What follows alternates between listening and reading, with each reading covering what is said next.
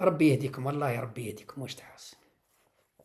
خلينا نسمعوا تصريح السي تبون. عجبني هذا التصريح. باش نوصل إن شاء الله في 2025، نهاية 2025 بداية 2026 ربما السداسي الأول، نعطيك أرقام اللي تخليك تعتز أنك بديت. Tu es un pays émergent.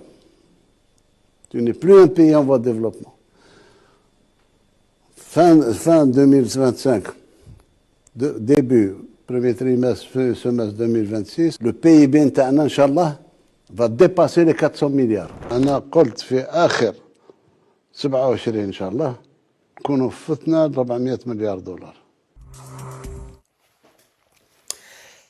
هاي استي هكذا واحد يقول لك بزدير علاش تتقلق وعلاش تنتقد في الرئيس وعلاش يا ربي هو يعطينا فرصه باش ننتقدوه.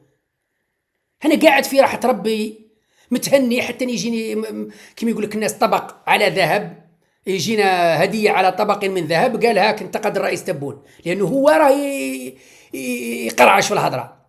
رئيس تبون يقول لك الدخل القومي تاعنا كذا راح يكون اكثر من 400 مليار قبل نهايه 2025، وممكن مع بدايه 2026 منتصف 26 400 مليار وزياده. 400 مليار وزياده.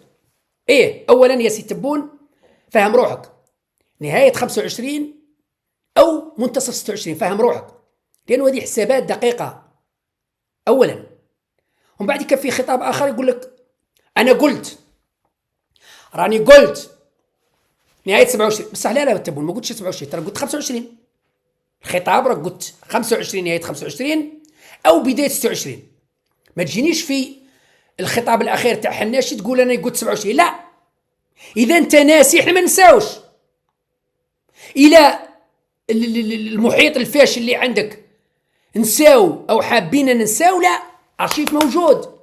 انت قلت يا سي تبون قبل نهايه 25 الدخل القومي راح يكون اكثر من 400 مليار، وهذا مستحيل. ومن بعد قلت لا بدايه 26، وبعد كذا تقول 27 لانك على بالك تقول ما يكونش في 27 تقولنا بلي 28. هذا الخطاب يشبه الاقلاع الاقتصادي. اقلاع الاقتصادي 2022. لا تعطلنا في 23 24. لا 25 اقلاع اقتصادي. لا 26 اقلاع اقتصادي. لا 27 اقلاع اقتصادي. وقتاش اقلاع اقتصادي هذا؟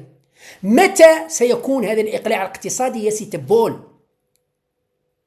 احنا كي نقول لك متى، رانا قاعدين نقول لك لا تطلق تصريحات جزافيه هلاميه زكروطيه. لا تطلق تصريحات زكروطيه. حبس لنا برك من التصريحات هذه، ما تهدرش. شكون اللي رغب؟ شكون اللي حط لك الموس في الرقبه ولا حط لك مسدس في الراس وقال لك قول 400 مليار؟ كون عاد كلمتك، لانك مستحيل تجيب 400 مليار. انا اسالك سؤال اخر. اوكي، على اي اساس، على اي اساس رايح يولي المدخول 400 مليار؟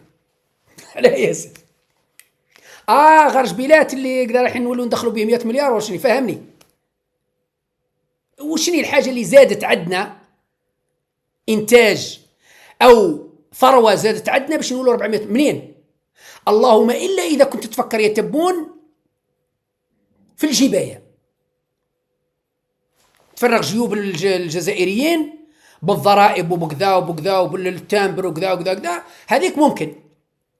اذا كان حاب تفكر الجزائري اللي عنده 4 دور تنحيها له من جيبه باش تبروفي باللي كاين 400 مليار، في هذه الحاله ممكن بهذه الغرامات وهذه القوانين تاع المرور اللي نديروا مليون، الاخر 100 مليون، الاخر كذا كذا، الاخر دخل الدراهم، الاخر تولوا تحكموا المواطنين، تشدوه وتنفضوه اللي عنده 4 دور في جيبه ويحط قسمه يدخلها للخزينه. وعلاه؟ باش نحققوا الحلم تاع سي تبون قال 400 مليار، لانه الدخل القومي 400 مليار. هذا راه يتكلم على الصادرات والجبايه الداخليه كل شيء، يعني المرميطه كاع.